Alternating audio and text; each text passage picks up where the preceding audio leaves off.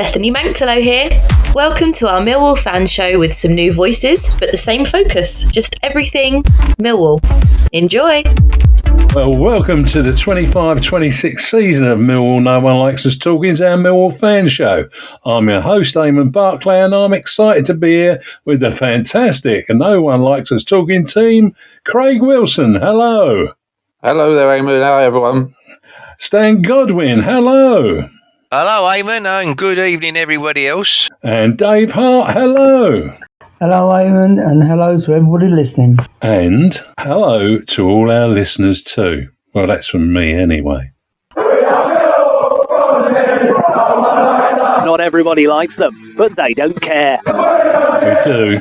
But we're happy to have a guest with us, and there are so many interesting Millwall topics to explore together during these exciting times. For now, let's pause for a moment to hear about our sponsor, G&M Motors. Hi, this is Jess Tuffield from G&M Motors. Operating from a modern and purpose-built facility in Milton Road, Gravesend, G&M Motors offers a complete range of new Honda cars and services. As well as new Hondas, we have an extensive range of used cars, including ex-Motability cars from a variety of manufacturers. Specialising in new Honda cars, G&M Motors has been retailing quality new and used vehicles to the people of Kent and South East London for over 4 decades. We have been a Honda dealership since 1972 and are the country's longest serving supplier of this renowned marque. Conveniently sited just 2 miles from the A2, 10 miles from the M25 and Dartford Crossing, visitors to our showroom are assured a warm welcome from our experienced and friendly staff. Our facilities include an on-site workshop capable of providing full vehicle servicing and repairs, as well as an extensive parts department offering genuine Honda parts and accessories. The expertise of our skilled mechanics is not limited to just Hondas, but extends to most makes and models of motor vehicles. Whatever your motoring needs, visit us at G&M Motors today. The newly extended hours of our G&M headquarters means that you can contact us from 8 a.m. till 6 p.m. on weekdays and 9 a.m. till 6 p.m. on Saturdays. To contact us, call us today on 01474 365 026. Thank you, Jess. Debbie Julian's here. Don't forget to call Jess on 01474 81 3562. G&M Motors have been dear friends with the Julians family for over 4 decades now. From my dad Lenny to me, Debbie, Lions together. I'm your host, Eamonn Barclay, and with me I have the No One Likes Talkin team of Stan Godwin, Craig Wilson and Dave Hart. A big thank you to our sponsor, G&M Motors. Our guest tonight is a Peckham-born young lady who played for, well, she was when she was born anyway. She played for Millwall Lionesses from 1982 until 1998. But this was with 2 but not successive seasons at Arsenal in between. She won the FA Cup and also captained the Millwall Lionesses. She won 60 caps for the England women's national football team between her debut in 1995 and retirement from international football in 2004. Ted Copeland, England's coach at the 1995 FIFA World Cup, described her as the best women's goalkeeper in the world. She also played for Croydon, that transformed itself into Charlton Athletic. Let's say hello to one of the most outstanding pioneers of the women's game. Welcome, Pauline Cope. Thank you very much for having me. All right, Pauline. Hi, Pauline. Right, guys? Yes, very well. They'll tell you all that again as time goes by. Don't worry about that. Anyway, Pauline, how did your love of football begin as a girl from Peckham? Well, I was born and bred in Peckham, just up the road from Millwall.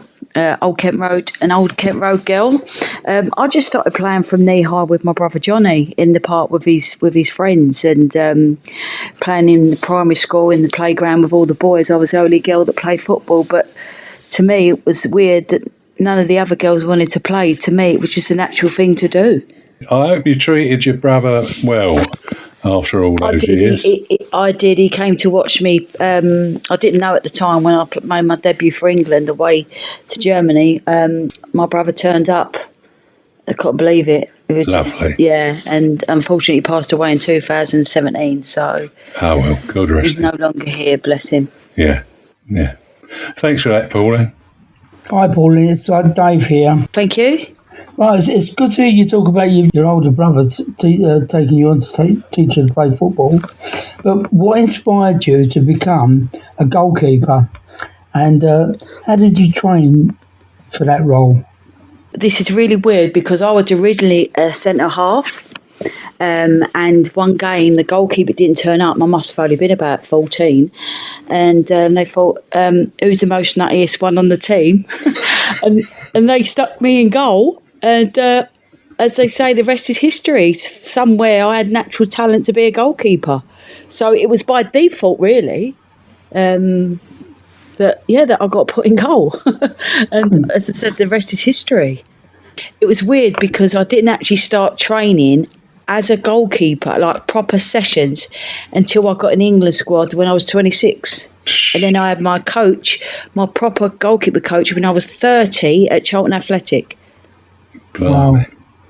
And once I had the coaching from Mickey Cole at Charlton, that's when I just excelled. I had my best years as a goalkeeper the other side of 30, and I retired at 36 on my best season ever. So you started off with jumpers to goalposts? Basically, yeah.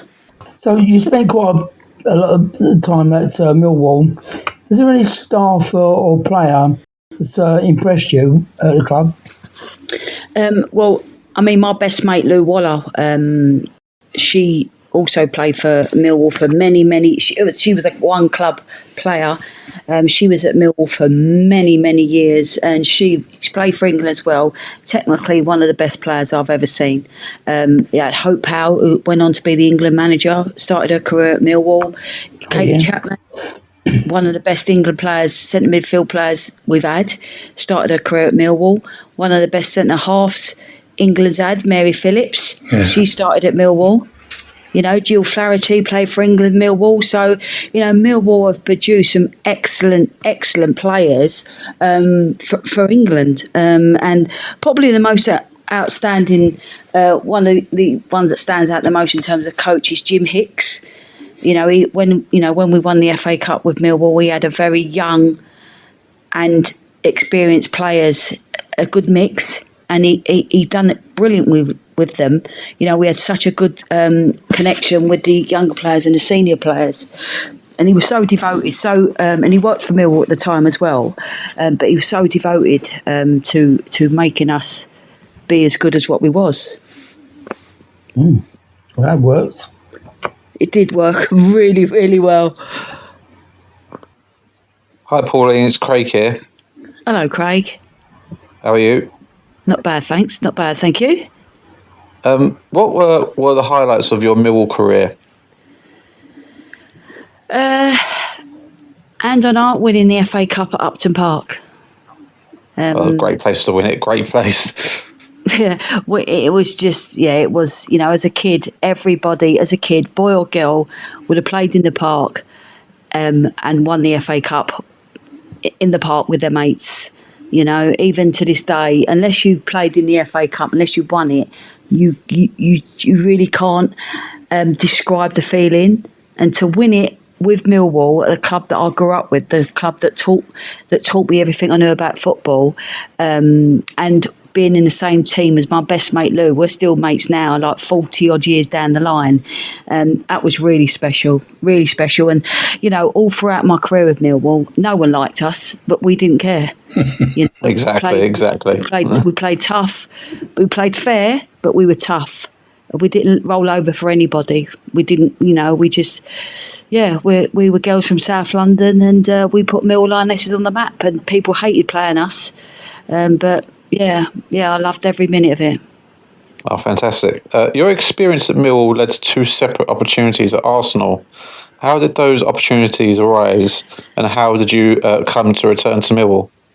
Vic Akers was the manager at Arsenal at the time. He had just taken over, I think they were called Aylesbury, and I think Arsenal took him over, and Vic was the manager of the regional team, which I got picked for.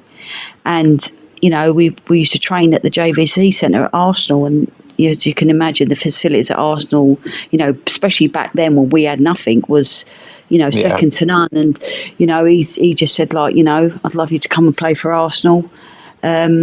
Would have a think about it. And it did take a long time to think about it, I'm not going to lie, because Millwall were my club.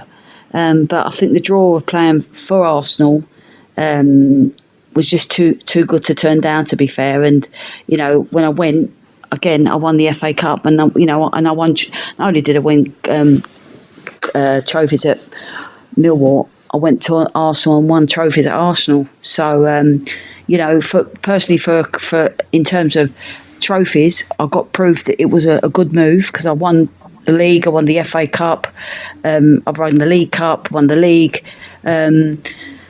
So, it's too good of an opportunity to turn down. There was no money involved. It was just, to probably go on and probably play with better players. But they wasn't better players. It was just the draw of Arsenal.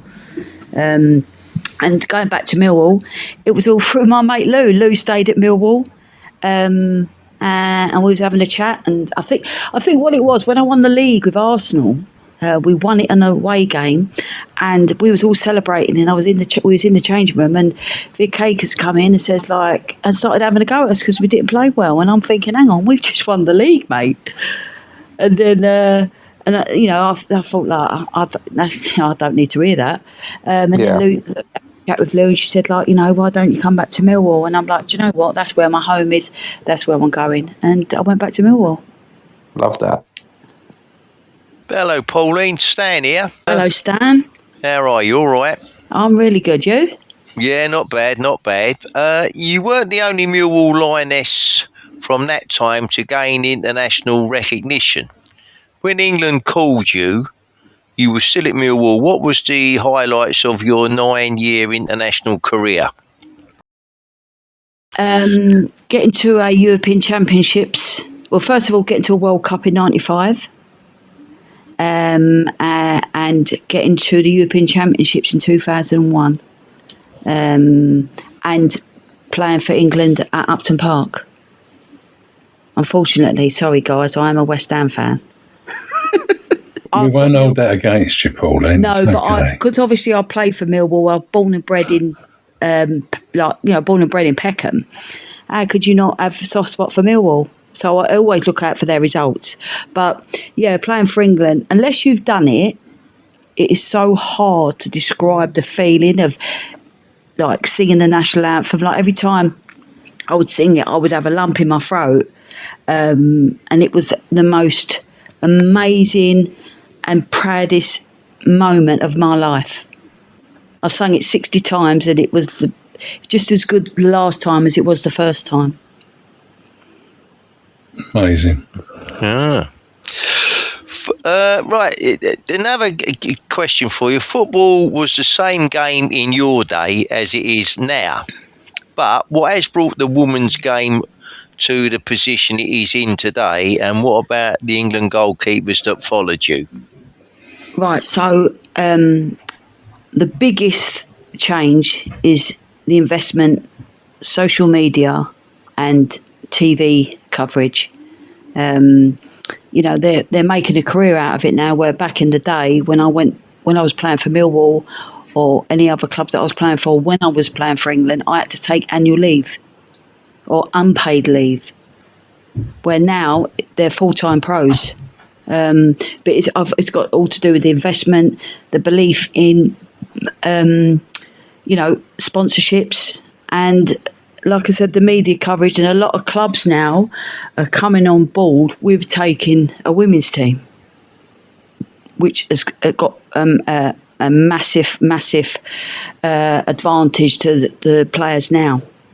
So it's the investment and social media and clubs actually showing an interest in women's football, because back in the day, not many clubs like us, like where we was attached to Millwall Football Club, not many clubs had a women's team. Yeah, I mean, can I just add to that, because it was interesting. I was when the England ladies won the first European trophy, like when we the European Cup, when the Euros, when it was held over here. Yeah. I mean, I remember a couple of weeks later, as a result of all that, you had clubs like Torquay United, and there was a couple of others that way. All of a sudden, on the female side of football, I mean, they just had so many girls come along. You know, they could form about 4 first teams and all the rest of it. You know, I mean, it really kicked off then. I mean, I'm assuming it's presumably gone from strength to strength, and even better when we won the second one. And it has, because it's more visible now. Like when I was playing, it was never on telly. You'll have a little snippet in the newspaper, like Millwall Lionesses won this, or we beat this team. You know, there wasn't the publicity like there is now, because I think if there was, I think the only ones that knew about Millwall Lionesses was diehard Millwall fans. Yeah. That's the way it was. There's that lovely photograph of you surrounded by all youngsters in blue and white with Cope on their head. Have you seen that? You must have seen that. That's when we won the FA Cup. Yeah. It was. Yeah. We took coach loads down there. Yeah. My sisters, I've got 3 sisters, they had blue and white wigs. The kids had blue and white face painted. They made banners. Like, it was a proper family day out. It was brilliant. It was brilliant. And my nephew was mascot as well. Hey, all in the family. Can't beat it, can you? Yeah. You can't. On the Forever Lions Club, we had Abby Walsh. Abby, I haven't seen Abby for years. Hey, well, I tell you, she's great fun. And she told us the story because she went and played for the Republic of Ireland. How they went out to the States. I can't remember what the stadium was, but it was on the back of a USA men's team game. And it was absolutely packed. And they all stayed to watch Ireland play the United States. She said, there were so many people in there. And it just took me way back. But she enjoyed it. Do you know what? I'll never forget a time I was playing for England in America. Yeah. And that time America they are athletes. They are like robots. Yeah. You know, technically we was better than them, but they were athletes. They could run forever. So we played America out in America, and there was, obviously you can imagine the crowds that was there, and someone in the crowd threw a bottle of water at me. So I done no more than picked it up and threw it back. I thought you would. Why is it always the keepers that get it? Why is it always the keepers that get stuff thrown at them? Why is it the keepers? Exactly. Yeah, I didn't hesitate. I just picked it up and threw it back. Was it you, Stan, asked about the goalkeepers now? He did. Yeah. So we digressed there. In terms of the goalkeepers, like, you know, obviously today they're full-time pros now. Where, you know, my number 2 at the time was Rachel Brown, who went on to play 86 times for England. Yeah. She was a cracking goalkeeper. I think injury, she had a serious knee injury that I think ended her career. And I was really shocked to hear Mary Earps retire. Really did. I was really shocked because she took so long to become number 1. She had to knock down so many barriers and walls, physically, mentally and emotionally, to get to number 1. And then she gave it up the first challenge with Hannah Hampton. And I struggle to understand that. Really really struggle. I mean, it's ironical, really, because, you know, in women's football today, I mean, it's a strange position in that, you know, we're all going off to the World Cup again this year, but the advantage that the women have over the men, undoubtedly, is not only did they win a European trophy at home, they did what no English team's done ever since, then successfully defended it and won it again abroad. I mean, you in sort of 10, say 8 or 9 years, give or take a couple of months, you've done more in that at international level than the English team since they won it nearly 60 years ago. You know what's weird? Like I I don't compare men's football to women's football. It's a completely different game.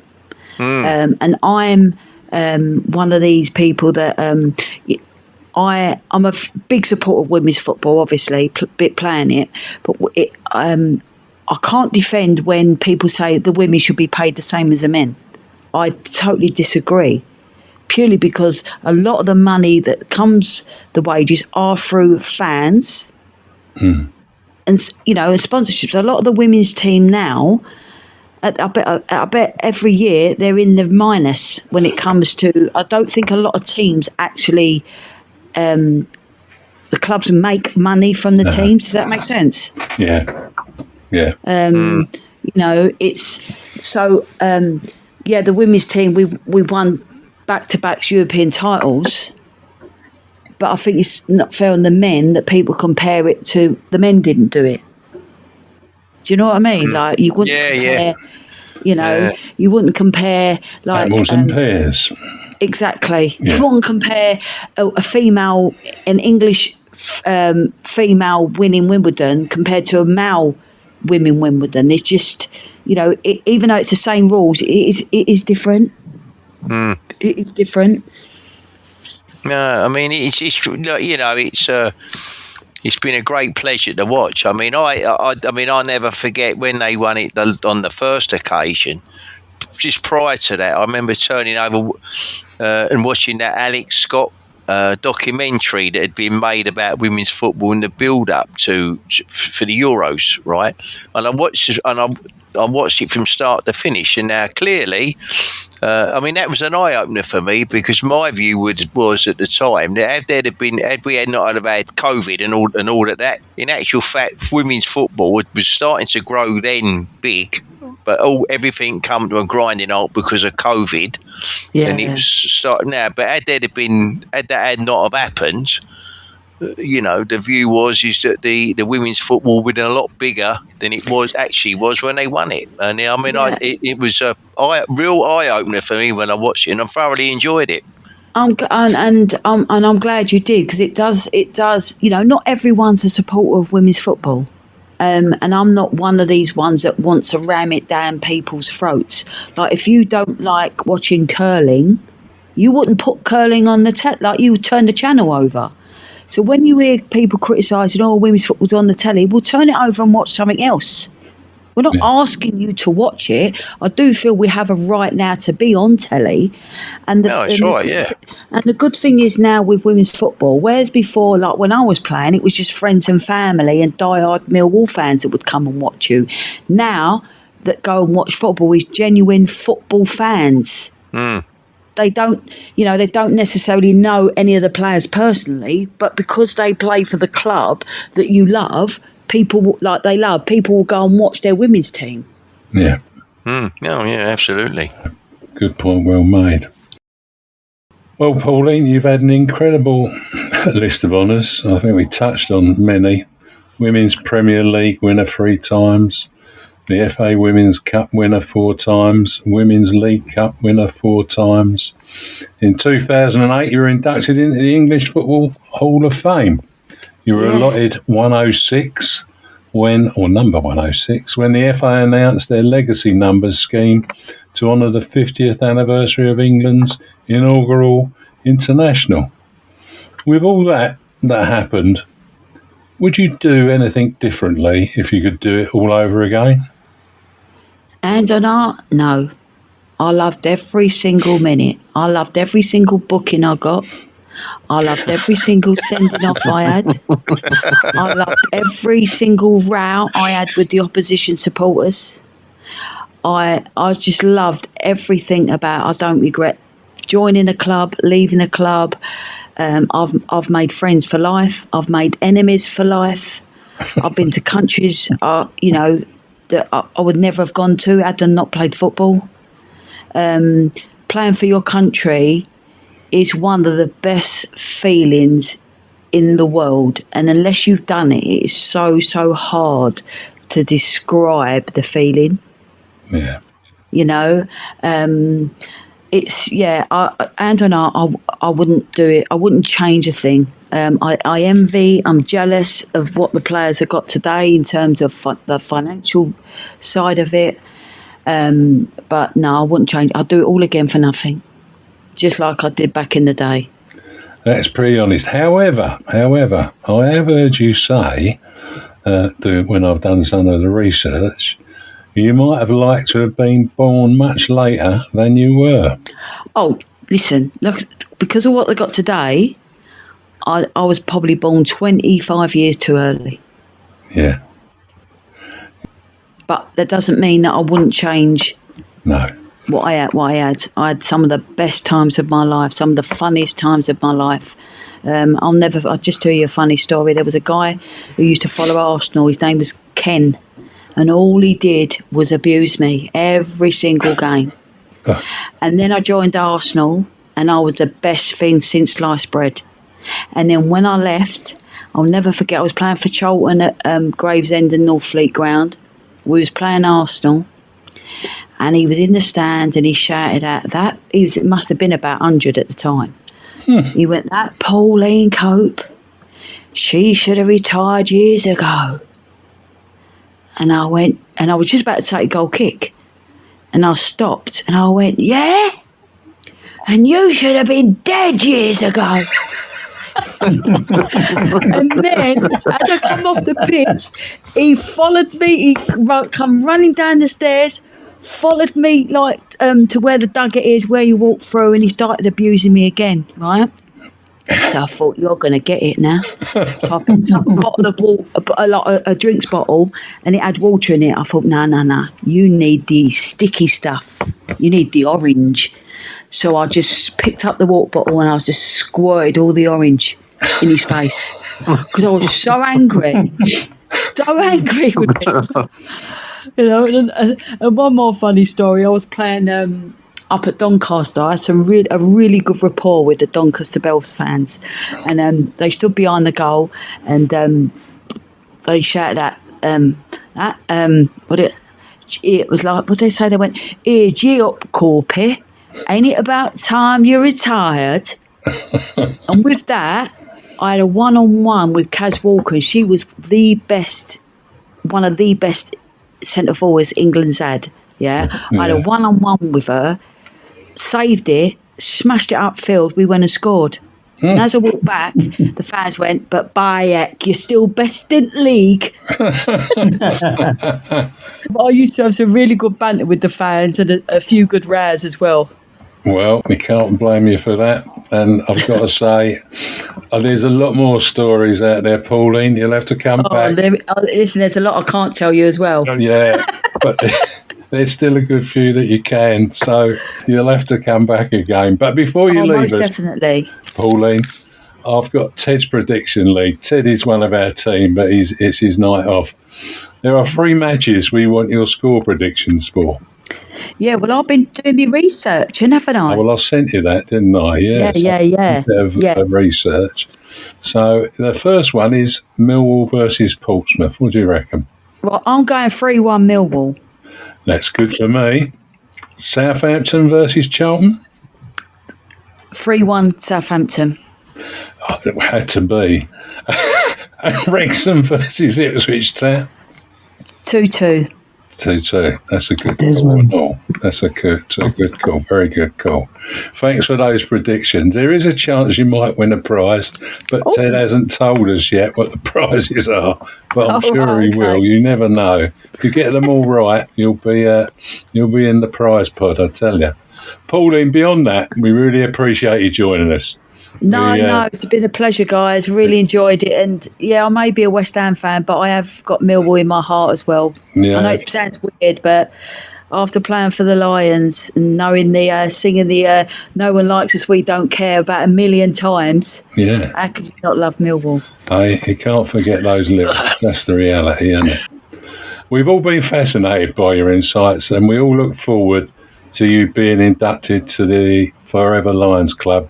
I'm so honoured. I can't explain it. I'm so honoured. I can't explain it. Well, you'll have to explain it on that night, I think. Yeah. Someone will ask you about it. Yeah. So expect that as a question, I'm sure. I will do. I will All right. So all the best to you, Keith. Cheers, guys. And your family. Yeah. Until the next time, Pauline, it's bye for now. Bye, guys. Take care. Look after yourselves. Bye, Pauline. Take care. Bye, Pauline. Take care. See you guys. Well, what a pioneer of the women's game, and what outstanding achievements Pauline has attained. She's definitely worked hard, played hard, and made herself big in the game. Quite incredible, really. For now, we'll take a break and hear from Harvey Brown.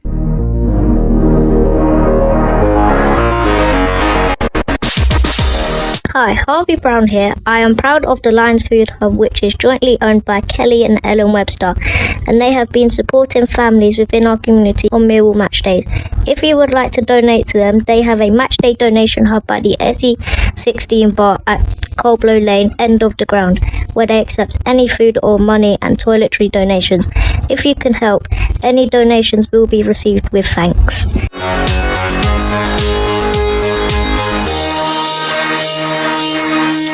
I'm your host, Eamonn Barclay, and with me I have the No One Likes Talkin team of Stan Godwin, Dave Hart and Craig Wilson. Please consider donating at the Lions Centre if you will not be at the Den on Saturday. Good news, Ellis Barr continues to see improvements in her mobility. Since mid-September, she's been steadily recovering from her surgery, and we support her. Send best wishes as she moves towards better health. Anyway, here's Ellis. Hello, Ellis here, and I'm glad to be back talking about Millwall. I know many have watched my videos. Thanks for your support along the way. It is now time to hear what all the Millwall teams are up to. Come on, Millwall! Well, thanks as always, Ellis. Paul Loading brings us the Millwall Romans and Pride's update. Hi, it's Paul Loading from the Millwall Romans with a quick update for the week. Just the one game for us last weekend. Pride travelled away to Titans Heroes. It was a really, really good game, and they secured 5-0 victory. It's a really good result. It's still sitting second of the second table on the London Unity League, playing really, really well this season. Potential of promotion. And just to mention that Tom Ward, the co-manager of Pride, with a hat-trick from last weekend. So great result for them. Well pleased for them. This weekend, it's the turn of the Romans to have a game. Pride on a break. Romans are playing at home 3 p.m. on Sunday. That's down at St Paul's against Titans. It will be a tough game. We're currently second in the league. Charlton, are top of the league at the moment with the same amount of games played, but 3 points ahead. We are due to play the Charlton team in April. That'll be a very, very big match. But at the moment, we just need to maintain and keep getting the points. One more loss or even a draw is probably not going to be enough to win the league this year. But it will be a good game. There's 3 p.m. down at St Paul's. And this weekend as well, a few of us are heading down for the Millwall-Portsmouth game. What an unbelievable run of results Millwall are having. Really, really pleased for them. I really feel this could be the year. It's going to be a good day. It's the Celebrating Football versus Homophobia month at the EFL. And there'll be some bits and pieces coming out. We had an interview with the EFL earlier this week that should be coming out probably in the next few weeks. And our sponsors were also getting involved with the Football versus Homophobia month to raise awareness about football with homophobia, within football. But it's going to be a really, really good day out. It will be playing with a rainbow ball, probably rainbow corner flags as well, just to raise awareness. And predictions for this week. Well, as I say, we will be at the Den, including myself, on Saturday. Millwall, I think, are going to win that 2-1. Southampton, Charlton. Obviously, we love Charlton to drop points, so I'm going to say Southampton 2-0. And Wrexham, Ipswich, I'm going to go with that as a draw 1-1. Well, it's interesting. The draws seem to be the case for Wrexham and Ipswich so far. Anyway, Paul, thanks for that. Great news about the football against homophobia. And no rainbow laces this year? Well, I'll miss them for certain. But anyway, we'll look out for you against Pompey. Our Millwall Lionesses hosted New Haven Women at St Paul's Sports Ground on Sunday, and I was there to pick up the story. And I can't remember it off the top of my head, so I'll play it off my clip. On Sunday, Millwall Lionesses hosted New Haven Women, who they defeated earlier in the season down at the seaside. So it was a return to SE16 for New Haven for the second time in 2 seasons. The Lionesses had already made it 4 wins on the spin, and we're looking forward to making it 5. The first half opened with goals coming from Tony Ann Bussey from 25 yards. The Lionesses pushed hard for some time before that, but that first goal set the standard. We got to half-time and no further goals were added.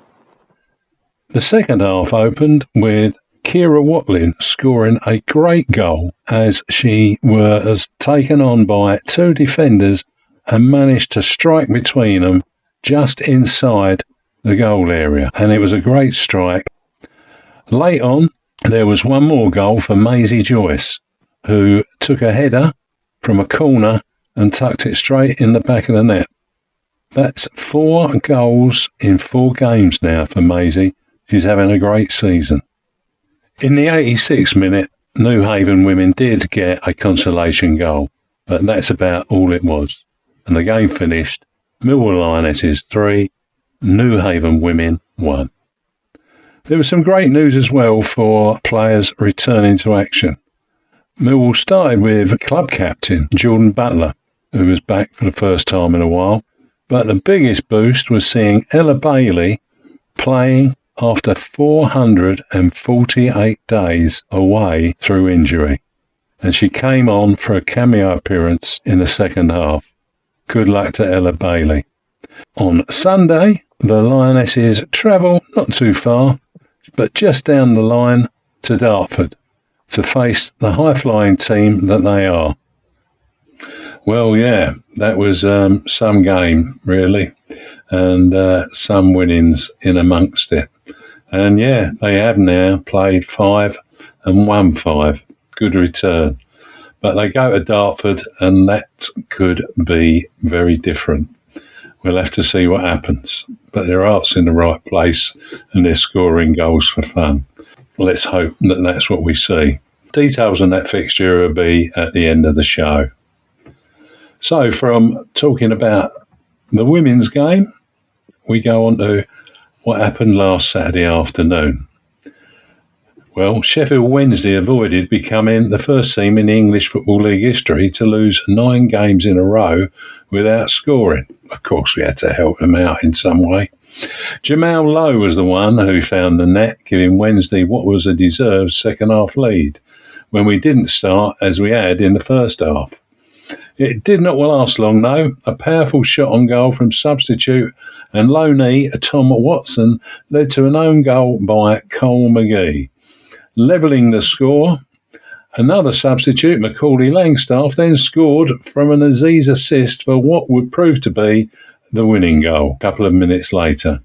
It left the Owls stuck on -7 points at the bottom of the table and on the brink of mathematical relegation. Dave, was that an outstanding display from their keeper in the first half? Because we were really on top. Or were we not clinical enough in our finishing? Well, my take on the game on Saturday at Sheffield Wednesday was that they're one of the places, those teams that when they're down in the bottom of the basement of the league, it's always going to be a hard game. And their goalkeeper really stepped up to the plate and it did pull off some really good saves. It just goes to show that we aren't as clinical as some of the clubs that are up in the top half of the table with us in that area. So it's something that we should work on, but it's not the be-all and end-all of a game because we are getting those results. The own goal from Crocom's slip-up was a gift to Jamal Lowe, but we got the 2 goals to follow up, one from an own goal, the other one from Macaulay. So, yeah, we picked it up and took the game to them. And as we've done more this season than we normally do. We got the result, but yeah, I'd say that for Sheffield Wednesday, it was their man of the match. Yeah, he had a great game. One of the 3 Coopers that were actually on the pitch in that game. That's an interesting stat, that one. Stan, were the Watson and Langstaff substitutions another mark of genius from Alex Neil, or was it just luck that they both brought the goals that we needed? Well, I don't think it was a panic move. I mean, I can remember a time when we used to play and we only had 1 or 2 substitutes. Now you're talking about it's effectively a squad game, and so you know when we play this week, there's going to be substitutes on it. As sure as night follows day. That's just the way football is. But no, I don't think it was a panic, and I think that when we scored the goals. When we did, I think they were fully deserved. And I'm particularly pleased about Macaulay Langstaff. I think he's proving to be more than just a goal scorer, I don't know a lot about Watson. I remember seeing him playing for Sunderland last season, and I was impressed with him. And hopefully, this will be the start of many appearances in the first team for him.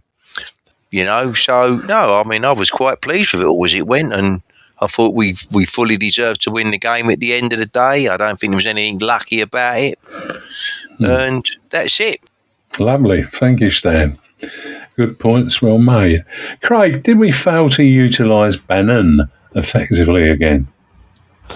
I think it's not a chance of that we're failing to use him effectively. I mean, we've had him in the 10 role. He's played deeper in the midfield in his career. I think we're still trying to find out where he fits in the system we play. He spent 10 years at Sheffield Wednesday, and obviously they knew exactly where they needed him. So I still think it's a little bit of finding his place, where to fit him in this squad on a match day. So I don't think it's failing. I think it's just finding the right spot for him. Yeah, that's a good coming together on views. And I've heard that said elsewhere. On to this Saturday. We're excited about the match against Pompey at the Den, kicking off at 3 p.m. It's a great opportunity for us to bounce back after the surprising 3-1 victory at Peckham Park that we had, where Joe Bryan saw red at the 67th minute. Ivanovic scored shortly after, and despite our late pressure, they secured another goal and took all the points. Recently, they've been doing better, moving out of the relegation zone. They've won 2, lost 2 and drew 2 in their last 6 games, while other teams around them have struggled to earn points.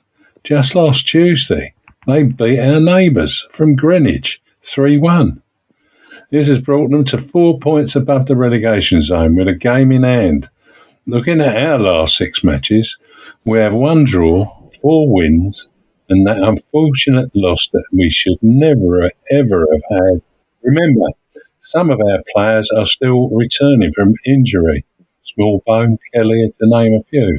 But both teams will be eager to secure a win on Saturday. Alex Neil aims to keep us in the playoff zone, while Pompey coach Lucino wants to increase the points gap between his team and the relegation zone. The bookies have us at 9-10 to win. A draw is 12-5 and Pompey win is 7-2. But let's hear what Alex Neil thinks about Pompey ahead of the game. I think they're a good side. I think they're competitive. I think that if you let them play, they'll play. I think if you get up against them, they're happy to turn the ball. The keeper kicks the ball a mile. They've got a good target at the top end of the pitch. They've got good legs in the middle of the pitch. I think they've got really good balance. So it's going to be a tough match. We're going to have to perform well if we want to try and get something from the game. But it's another game that we are looking forward to. I think we're in good momentum, sort of good spirits at the moment, and we need to try and take that into this game. Yeah, we need to take that into this game. Thanks again, Millwall Media team, for that. Well, what do you reckon, team? Millwall versus Portsmouth. Craig? Yeah, so I'm looking forward to this one. I think it's going to be a lot harder than people make out based on league positions. I think they're in a very big false position in the league table, to be honest. They're a lot better than where they are. I mean, 3-1 against Cheltenham the other day just proves that they've got goals in them, and they did that to us as well. 3-1 at their place. So there's goals in that Portsmouth side. So we need to tread lightly and not take them for fools.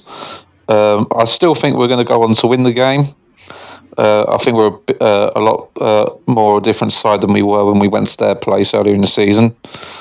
So I'm looking forward to it. But yeah, I wouldn't tread lightly. That's all I would say. I'll tread very lightly. Your prediction? I think it is going to be a 2-1 Millwall win. Great. Dave? It's another game I'm looking forward to, yeah. I would normally go with the single goal difference in this game, but I've just got a funny feeling that we're going to give them a bit of a payback for the game down at their place, and for the game we had on Saturday against Sheffield Wednesday, where we weren't exactly up to scratch. So I'm going to go with a 3-0 win for us. Yeah, that's a good call. Stan? I predict we'll win the game. It won't be easy because, you know, these games are not easy. But I think we'll win the game about 3-1 myself. Yeah, thanks for that.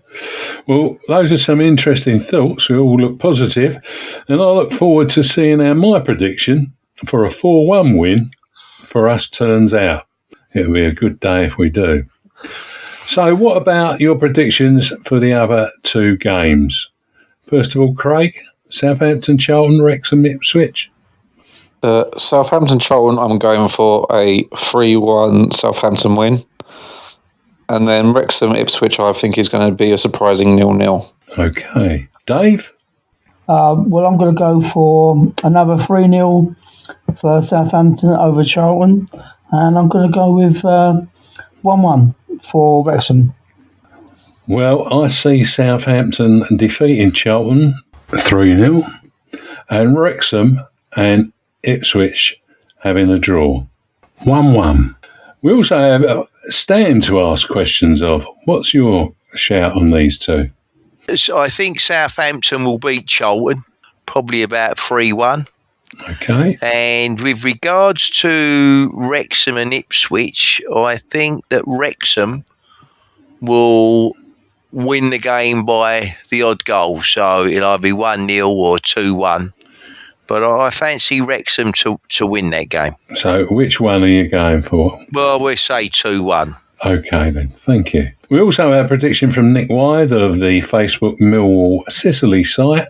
And let's hear what Nick predicts.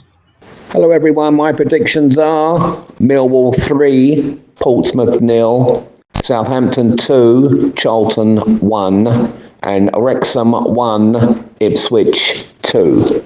Cheers. Well, that's wonderful, Nick. Thank you. Many thanks to Dave Hart for compiling the results and doing more than designing, maintaining the table.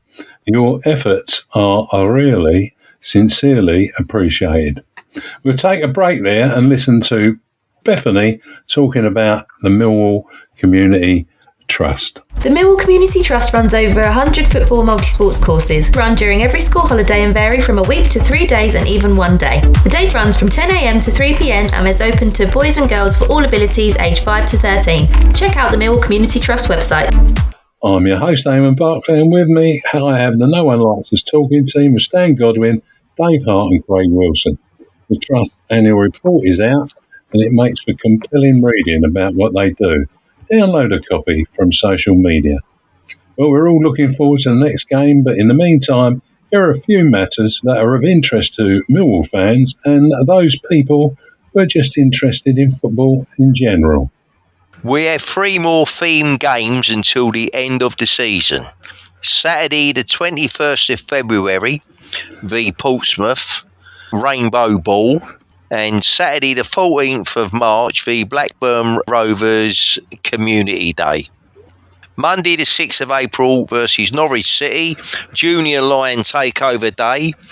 This Saturday, the Millwall Romans and Pride will be in attendance for the Rainbow Ball match. Last year, Puma collaborated English Football League for the LGBT plus History Month, producing a special rainbow match ball for the use across all 72 clubs in the Championship, League One and League Two from February the 6th to the 17th. Puma donated money for every goal scored with this ball to support Football versus Homophobia campaign. We will hear the update on what's happening this year in due course. Next week, our Millwall Fans Show will be hosted by Bethany with a panel featuring Stan, plus Dave once again, and Andy will replace me. Popular Millwall fan and former player will be our guest. As a reminder, on Saturday, match days, No One Likes Us. Gary Staff will bring match previews, half-time analysis and match report on Maritime on 96.5 FM across South East London and North West Kent. Midweek, the breakfast show reports from 7 a.m, including coverage on Millwall Lionesses and Millwall Community Matters. As of Valentine's Day, they became a digital audio broadcasting service on 96.5. So check your devices and listen in high fidelity sound. And now a message and a shout out for Charlie, who is currently taking on the challenge. That's all the seats in the den. A very small club that have done that, including myself. So it'll be nice to have you, Charlie, joining the Saturn All the Seats group. He's raising this for charity, so check it out on the Lions Food Hub Facebook page for a link to his Just Giving page. Go, Charlie. The Millwall Lionesses continue with league action this Sunday when they head to Princes Park Stadium, Dartford, Kent, DA1 1RT, to face high-flying Dartford women. The match will take place at 1 p.m. If you can join our Lionesses, they would very much love to have your support. Both teams are excited to move forward in the league. With a lively and passionate crowd behind them, the Lionesses will play with pride, desire and determination. Be there and uplift our Lionesses. Come along, sing a song and cheer our Lionesses on. Tune in to the No One Likes Us Talkin team for reports from games home and away for the Lions, Lionesses, Romans and Pride. You'll also receive updates on Mill community topics from us through Maritime Radio, available on 96.5 FM, DAB or via their website. Follow us on Instagram, Facebook, X, formerly Twitter, YouTube, Spreaker, Maritime Radio Podcast and all major podcast platforms. Thank you, Dave. Thanks, everyone, and good night. Thank you, Stan. Yeah, good night, everyone. And thank you, Craig. Cheers, everyone. Finally, let's not forget to keep it safe on the streets out there. Good night. Let's the best team in London, no, the best team of all. Everybody knows us, we're called Millwall. Yeah! Let them come, let them come, let them come, let them all come down to the den. Let them come, let them come, we'll only have to beat them again. It's the best team in London, no, the best team of all. Everybody knows us, we're called Millwall, Millwall. Let them come, let them come, let them come down to the den. It's Saturday in Cold Glow Lane, we've all come down to cheer. We've had our jelly deals and our glass of beer. Come rain or shine, our families will bring on glass. Our Millwall Fan Show is sponsored by G&M Motors of Gravesend, Honda dealers and much more. Thank you.